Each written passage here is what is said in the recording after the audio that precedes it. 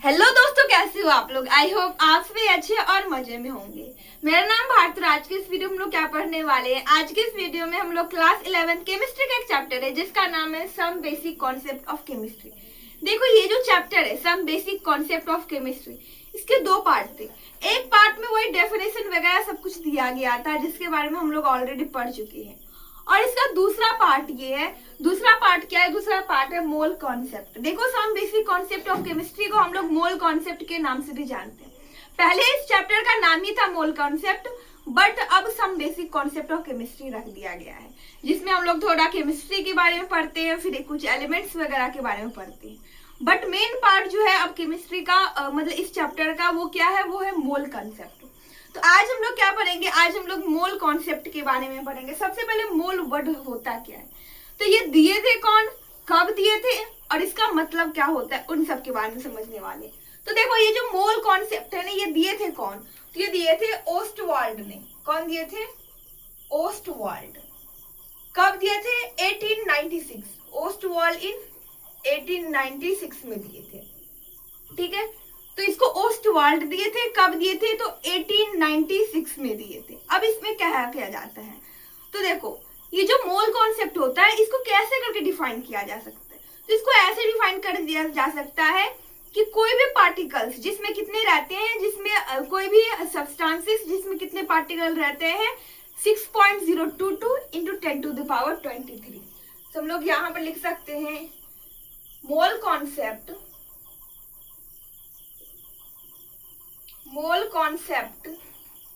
is defined as, किस तरीके से डिफाइन कर सकते? Defined as amount of substance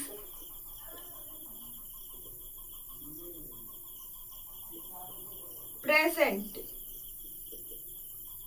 in 6.022 into 10⁻23 particle. देखो, 6.023 इंटू 10⁻23 पार्टिकल जो है, इसमें कितने सब्सटेंस, कितने अमाउंट प्रेजेंट है। अब देखो, ये जो पार्टिकल है, पार्टिकल में यहाँ पर क्या आ सकता है? तो पार्टिकल में जो है, इसको यहाँ से हटा ही देते हैं। पार्टिकल में क्या आ सकता है? पार्टिकल हम लोग यहाँ पर लिख सकते हैं एटम, या हम लोग यहाँ पर मॉलिक्यूल लिख सकते हैं,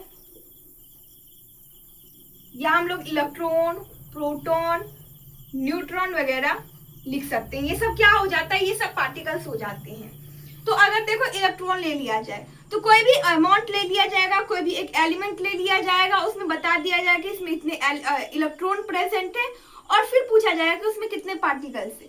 तो देखो, यहाँ पर एक मोल, 1 मोल का वैल्यू कितना होता है? 1 मोल का वैल्यू होता है 6.022 इंटू 10⁻23। और ये जो नंबर है, इसी नंबर को और हम लोग किस नाम से जानते हैं? तो ये जो नंबर है, इसी को नंबर को हम लोग क्या कहते हैं? एवोगैड्रो नंबर भी कहते हैं। So 1 mole is equal to 6.022 into 10⁻23 equal to Avogadro number. Avogadro number, और एवोगैड्रो नंबर को हम लोग शॉर्ट फॉर्म में ऐसे Na लिखते हैं। देखो, यहाँ पर n और स्मॉल a मत लिख देना, क्योंकि ऐसे में क्या हो जाएगा, ये सोडियम बन जाता है। n भी कैपिटल रहता है, a भी कैपिटल रहता है, बट वो कुछ इस तरीके से लिखा जाता है। आई होप कि आप लोगों को यहाँ तक समझ में आ गया होगा। तो अभी हम लोग क्या पढ़ रहे हैं? अभी हम लोग मोल कॉन्सेप्ट पढ़ रहे हैं, जो कि सेकेंड पार्ट है some basic concept of chemistry chapter का। इसमें हम लोग क्या पढ़े हैं कि सबसे पहले मोल कॉन्सेप्ट दिए थे कौन? तो इसको ओस्टवाल्ड दिए थे। कब दिए थे? तो 1896 में दिए थे। इसमें ओस्टवाल्ड क्या कहते हैं? इसमें ओस्टवाल्ड कहते हैं कि mole concept is defined as, mole concept को कैसे डिफाइन किया जाता है? तो amount of substance present in 6.022 into 10⁻23 particle. Particle मतलब होता है atom, molecule, electron, proton, neutron. तो देखो, एक मोल का वैल्यू कितना होता है? 6.022 इंटू 10⁻23। हम लोग ये भी कह सकते हैं कि एक मोल जो है, मोल एक नंबर है जिसका वैल्यू होता है 6.022 इंटू 10⁻23। इसी को हम लोग एवोगैड्रो नंबर कहते हैं। देखो, ये जो मोल जो है ना, ये मोल ग्रीक वर्ड से लिया गया है। ग्रीक वर्ड क्या था? तो ग्रीक वर्ड था हिप या पाइल, जिसका मतलब ही होता है अमाउंट ऑफ अमाउंट या कह सकते हैं group of substance, group of substance. I hope कि आप लोगों को यहां तक समझ में आ गया होगा।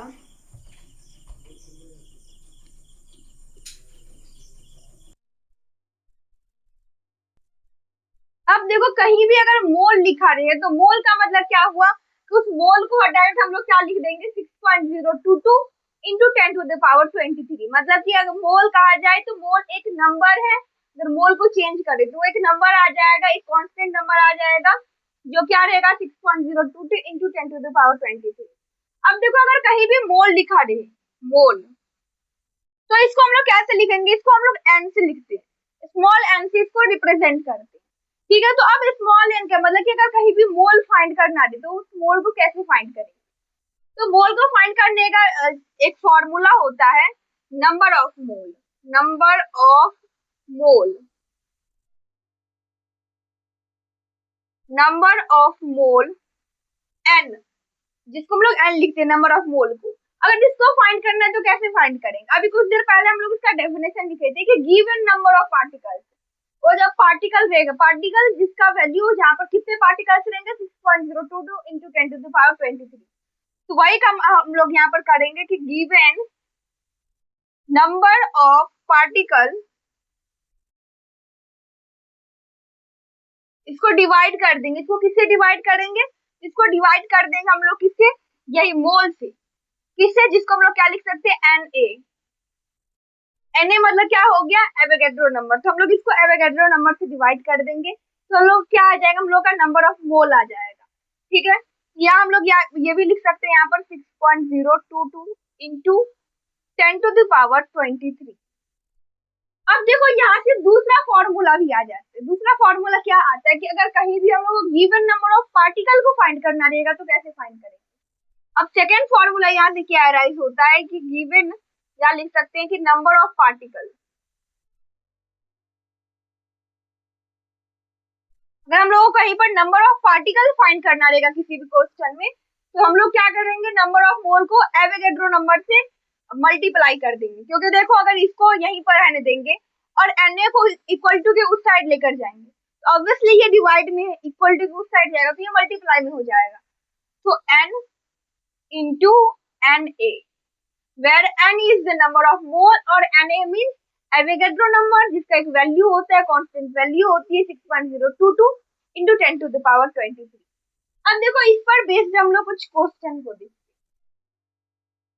जैसे कि देखो एक क्वेश्चन है कि 5 मोल, या पहले 2 मोल ले लेते हैं, 2 मोल CO2 कार्बन डाइऑक्साइड, या पहले ऑक्सीजन ही ले लेते हैं O2।